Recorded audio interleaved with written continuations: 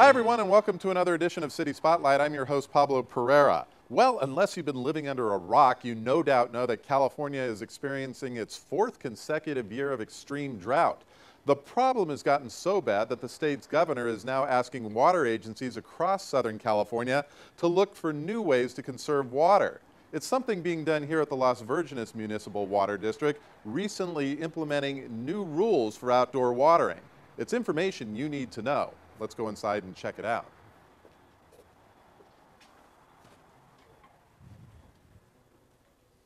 All right, we're joined now by David Peterson. He's the general manager of the Las Virgenes Municipal Water District. Thanks for joining us again. We spoke to you, I believe, last summer, 2014. What's changed between then and today, May 2015?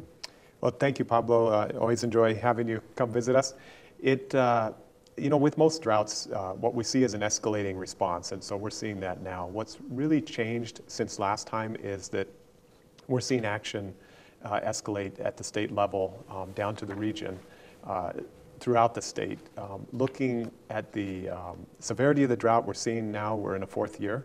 This year, setting new records that had not been set previously, and it seems that each year we have a new record with this drought, which seems impossible, but this year being the record year of lowest snowpack, even dating back to the 1977 drought, which was a very severe one. Mm-hmm. So lowest snowpack this year. Last year in 2013, we had the hottest year. The year before that, we had the driest year, lowest precipitation. Mm-hmm. So we've got sort of the triple threat on this drought that's impacting us. We have a governor who's very tuned into the impacts of the drought and has issued an executive order that's really trickling down now to the local level where all agencies are taking escalating action. It's interesting, they're basing it kind of on percentage of use as to what types of steps you take. And this particular water district, Las Virgenes Municipal Water District, and the area that it provides water for, Calabasas, Agora, etc., we happen to be in Southern California one of, if not the largest user of water anywhere. Is that true? Well, you know, it depends on how you measure things. Everything comes down to the metric that you use. In terms of on an absolute sense, we're not by any stretch of the imagination one of the larger users. We're actually a fairly small user. But the metric that the governor called for using, and also the state board is using, is a metric called the gallons per capita per day for residential customers. Basically how much an individual uses in and around their home. And you had estimated that earlier. You told me at 200 and something gallons. 200 and some gallons per person per day for our service area. And that is high. It's a high number looking statewide. So why are we so high? One is climate. So the state has a very diverse climate, many climate zones. We have inland deserts, high deserts where it's very hot. We have coastal communities that have very mild temperature swings. So climate has an impact. Us being in sort of the West Valley and the Conejo Valley, we do have warm climate. Also, we have relatively large properties in our service area, and so density is a big issue. You look at areas like the Bay Area, where you have very, very high density, you'll see generally low water usage per capita. So there's a lot of factors driving that, but the truth is we do have a high per capita water use, and the actions by the governor and the state are targeting those areas that have high per capita use. People here can afford to use more water on bigger properties. Would that be a fair assessment in some respect? In some respects, you know, I think the state looked at it in that areas that have highest usage have the biggest opportunity to reduce their usage. And to some extent, that's a logical assumption. There are certain constraints and challenges, climate being one, density being the other. But as a general rule, I think that it is logical that we can reduce our usage, and we will. And we're taking the drought very seriously. We're taking the governor's action and also the actions of the state board seriously. We're slated now to be mandated to reduce our usage by 36%. We're going to do everything we can to meet that goal. And what are we doing to do that now? What are some of the new rules that have been put in place most recently that your water users need to know about? So first and foremost is we have a watering schedule. We were at a 3-day-a-week watering schedule for residents and customers. We've now reduced that, our board approved reducing that to 2 days a week.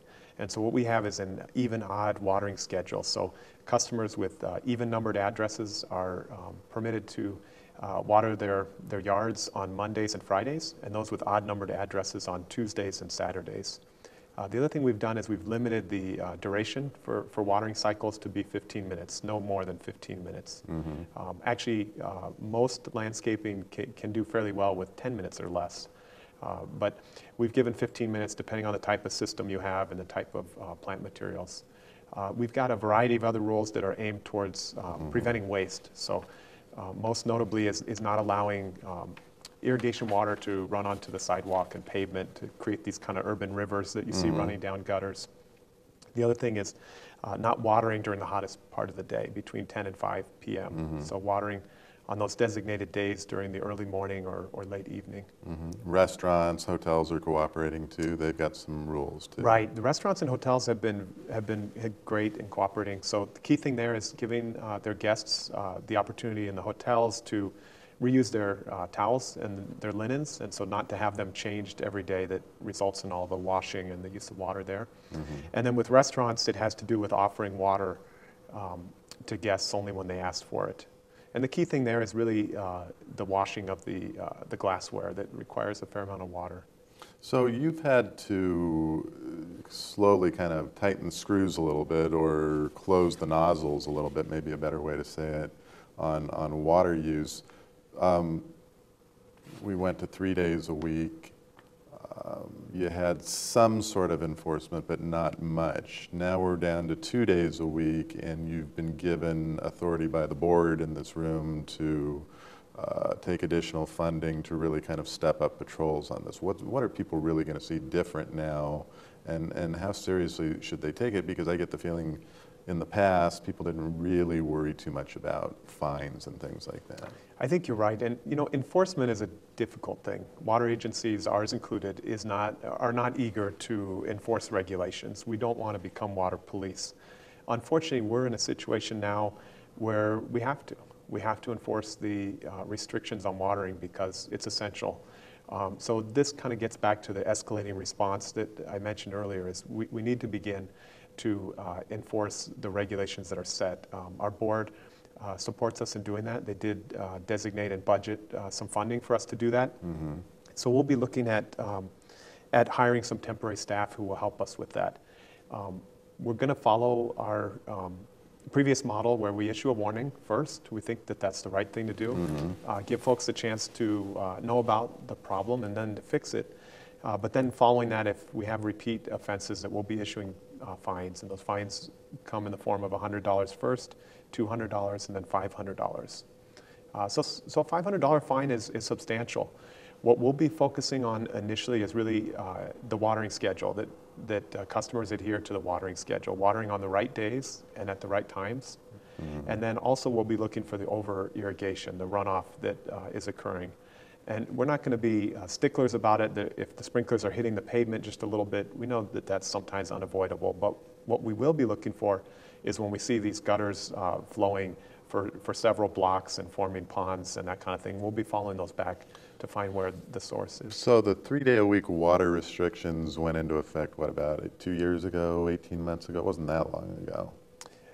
For us, it was in August of last year. Of August of last year. How many written notices and fines did you actually issue during that time? We issued very few fines, only a handful of fines. We did issue several hundred written notices, warnings. And so we're finding that generally we get compliance through issuing the warnings. But of course, like everybody, we hear stories about, neighbors that really are not paying attention, who continue to water on the wrong days and that kind of thing. So we're trying to do a couple things. We're going to need to step up getting the word out. So our job, as we see it, is we've got to let people know about the new restrictions. And so we're going to be working on that over the next month, in the month of May. The restrictions are actually enforced and established immediately, but we're really not going to start enforcement until June 1st. And the reason is we want people to know. And so starting June 1st, we'll begin driving the neighborhoods and looking for looking for watering on the wrong days. The governor's plan really kind of puts a lot of pressure on agencies like yours, doesn't it? Because it's not just consumers who are using the water that face written warnings and fines. It's the agency as a whole. I mean, the state isn't mandating that me as an individual save water. It's mandating that you as the agency figure out a way to cut water use by 36%. So you face fines and ramifications as well. We do, and that's the difficulty. You're right. There's accountability for the water agencies, us included, that we need to reduce our usage by what's slated to be 36%, and there's fines for not complying, and those fines could be as much as $10,000 a day. So there's substantial fines, and those fines ultimately have to be passed on to the ratepayers. So it's really important for us to be sure that we get with the program and that we reduce our usage. And not just because of the fines, it's the right thing to do too. We've got to stretch our water supplies further. Our community can do it. They've done it before. They really need the call to action, and so really what we're doing right now is asking for folks to really heed that call. Ultimately, these fines would have to be passed over to ratepayers. How would that be done? I'm assuming you had a 3-year water rate plan from 2012 to 2015, so you couldn't just all of a sudden tack on another $20 fine to every ratepayer, but I'm sure as you're looking at the next rate structure, that has to be a part of water rates as you go into higher tiers and things like that of usage. We're regulated in many ways, and so there's fines and penalties associated with not complying with a whole variety of regulations. As a business rule, we do everything possible not to incur those fines. Those fines are set for a reason, and generally the reason is sound, and so that's our approach here, is we're going to do everything we can to avoid those fines.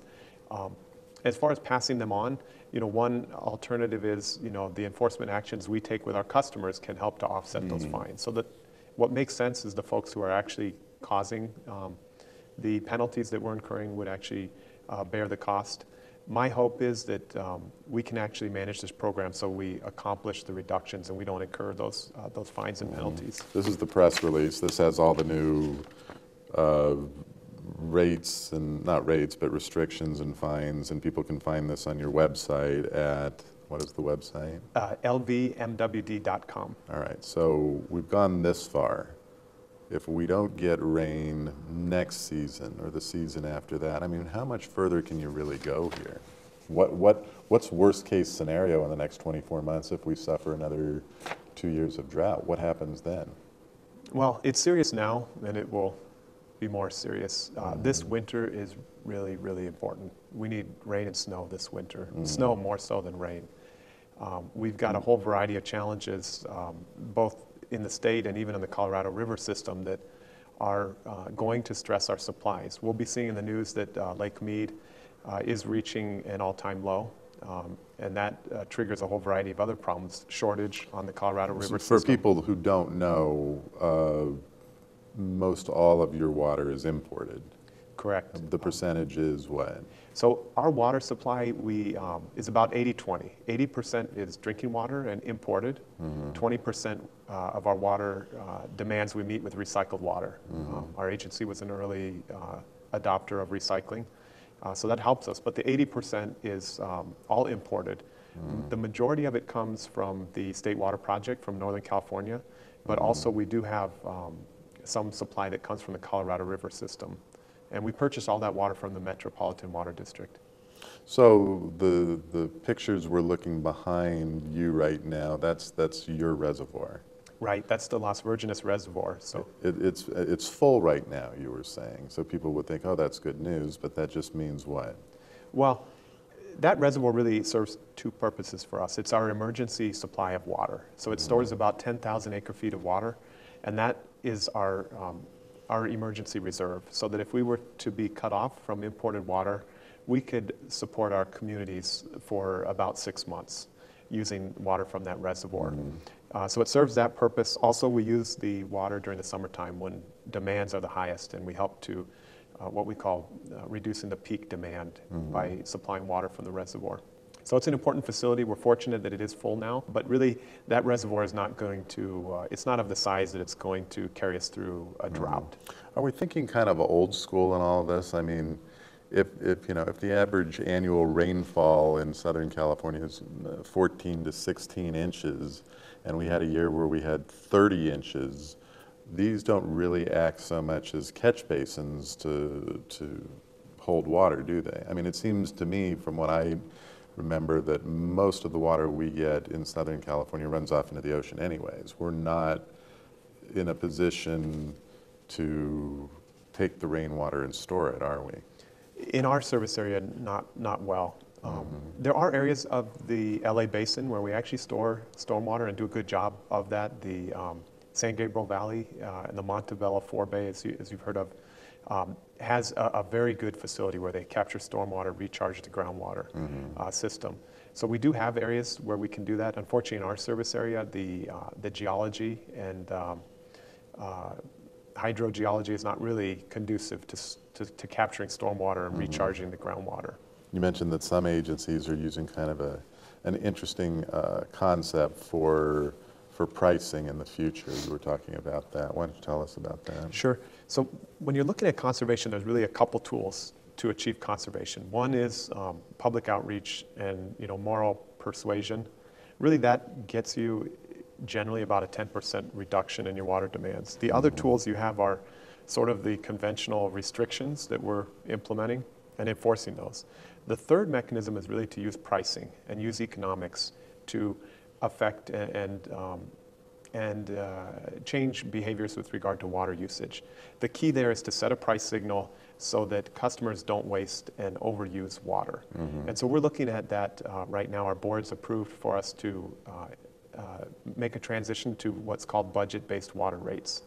And essentially what that system involves is that every customer of the district, based on the unique characteristics of their property, is given a water budget.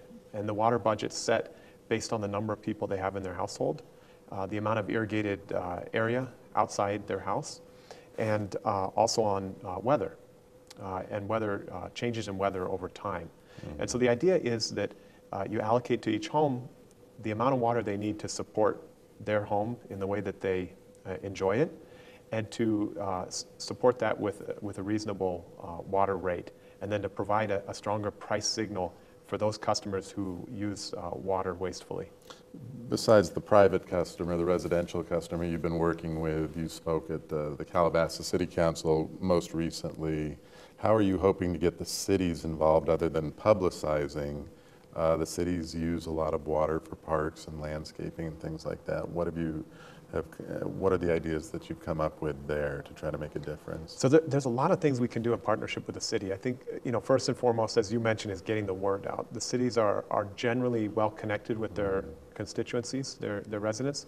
So working with the cities to get the message out, like this interview and talking to the councils and some of their events. The other thing is partnering with the cities. The cities generally are high on the list of customers in terms of their overall water usage.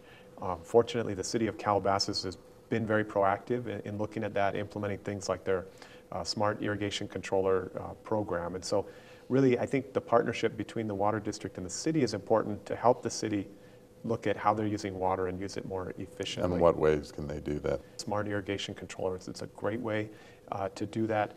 Basically, these controllers actually receive weather signals, so they know when the landscaped area needs to be irrigated and when it doesn't. I'm talking about more things like regarding parks and landscaping and alternative water, gray water, things that you're doing and, sure. And things like so, that. the other thing is really looking at recycled water and trying to maximize the use of recycled water and taking it really to the next level. So we in our community, we use recycled water really, really well for medians and parkways, for common areas in the HOAs, for schools, cemeteries, parks. We really need to take it to the next level where we start to use it to dual plumb more buildings where we use recycled water for toilet flushing. We do that here in our building. We'll be looking at working with the cities to do that for new buildings when it's possible. And then even single-family homes that we need to look at using recycled water outdoors for single-family homes. How would you do that? You'd have to have separate plumbing coming in? You do. You need separate plumbing that goes to the irrigation system outside. It presents a challenge to convert existing homes, but for new homes, that's a real possibility. They can be designed that way. And it makes sense for a home with a significant sized yard. What are we still not doing right? I mean, one thing is we have a love affair with our front lawns. I mean, in California, especially in our area, we associate the American dream with our home and our front lawn and a green, nice landscaped yard. And so we really are in a time where we need to rethink that. We need to rethink the front lawn. And in a lot of ways, the action from the governor and the state is a war on the front lawn in many ways. And you know, it doesn't mean that we can't have a front lawn, but it means we can't have the expansive front lawn that we've thought of traditionally. Perhaps it's a smaller lawn and drought-tolerant landscaping.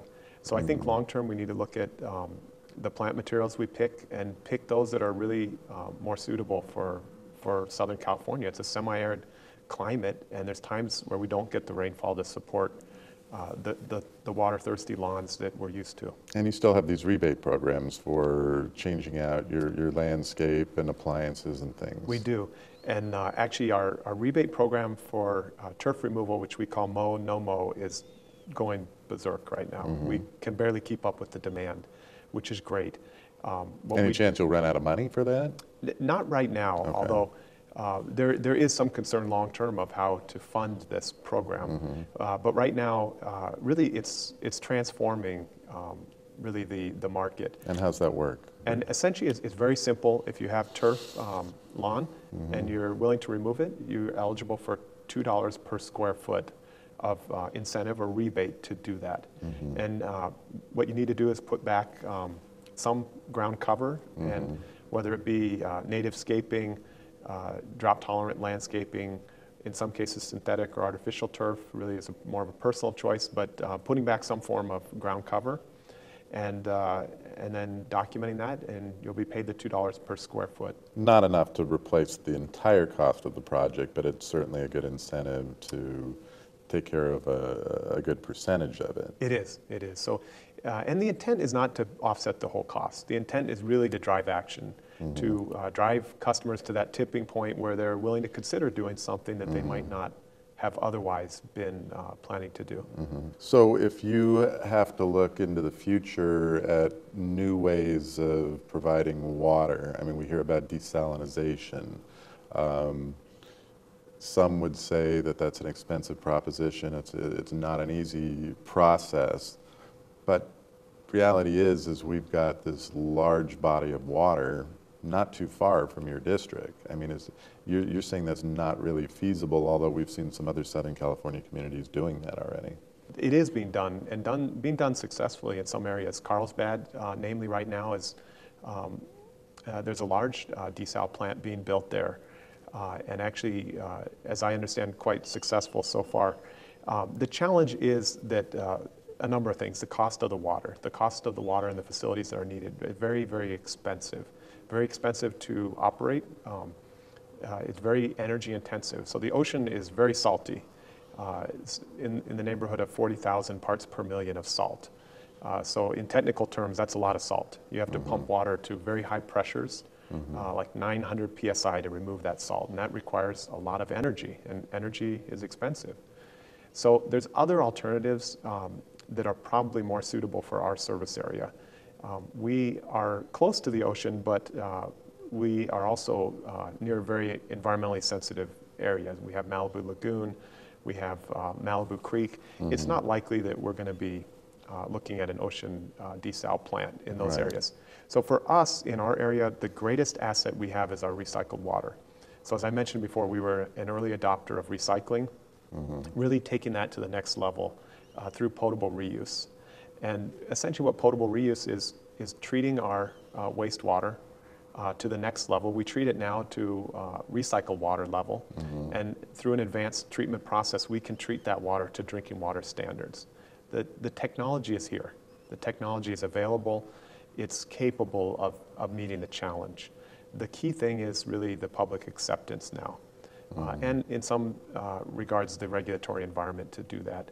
So I think in our future is more likely to be potable reuse. How seriously should people take this? I mean, we've survived droughts of 100, 200 years in the past. So when you talk 4 to 5 years, historically it doesn't seem like that much. But in your estimation, how serious do we need to take what's going on right now? It's a good question, and in a lot of ways our success in the past is our biggest challenge, that we've gotten through the droughts. And we'll get through this drought, no doubt. We'll get through it. The question is, how serious should people be and when should they get serious? And I think what you're seeing now is we have a governor who's very serious about this and very concerned. We've got a state administration, the Water Board, Department of Water Resources, and even water managers throughout the state that have really stepped up their concern. What we're seeing now is the public beginning to hear that, and sort of a wake-up call. We need to be serious about this. And if we don't get serious, that the problems that face us in the future could be more severe, and problems that really we weren't well prepared for. So I think the time is now, and I think it's happening. It's happening, but it's going to happen slowly. It's going to take some time. This summer is really a call to action. We need folks to really respond this summer. And next winter, we need also the weather to cooperate. We need rain and snow next winter. We saw back in the late 80s a similar situation, and cities like Santa Barbara to the north just flat out banned watering lawns. People were coming in and spray painting their lawns green with green food dye and things. I mean, is that realistically something we could see here if we don't get some relief? We could. So all water agencies, ours included, we have this water shortage contingency plan. So we plan for this. We know that droughts occur. We know that we'll need to take these stepwise actions when a drought comes. We're in what we call our stage 3 water shortage emergency condition right now. There is a stage 4, and the stage 4 is essentially where no outdoor watering is allowed. We completely stop outdoor watering altogether. And the idea there is to preserve the little bit of water we have for health and safety reasons, for cooking, bathing, toilet flushing.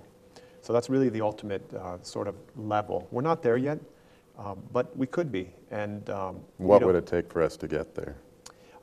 I think a couple things. We would need another very, very dry year. We would need a period of customers not heeding the call to conserve, and perhaps some additional shortage. But it's not out of the realm of possibilities. You know, in the late 80s and the early 90s, the March miracle came in March of 1991, and really was called a miracle for a lot of reasons. It saved the state from the severe impact of that drought. You know, so if you think, you know, what could have happened if that drought had continued, you know, likely you would have seen the same. You would have seen widespread water shortage throughout the state, where outdoor watering, like what they saw in Santa Barbara, was commonplace. So looking forward then, your biggest hope is we get a wet winter, and in the interim we get compliance from your customers is most important, because without the compliance, you can't turn off the tap on the water unless it runs out. Right. So best case scenario, what I hope is we can manage this summer. We can really work with our customers, get the 36%, or as close as we can to 36% reduction. Next year, get an average or above average year. We can't hope for it to dump snow next year, but what we can hope for is average. Average is okay. We need average snow in the northern Sierras. The response from our customers to stretch our supplies further, and then some long-term thinking about investing in our water system, looking at potable reuse and supporting that for the future, so that we're not back in this situation in the next drought. Well, if you're looking for ways to conserve water in your front lawn, your front landscape, look no further than out here in the garden area of the Las Virgenes Municipal Water District, using all kinds of native plants to cut down on water use. That's going to do it for this edition of City Spotlight. I'm your host, Pablo Pereira. For more information on this program and ways you can conserve water in your own home, log on to our website, cityofcalabasas.com. Thanks for joining us.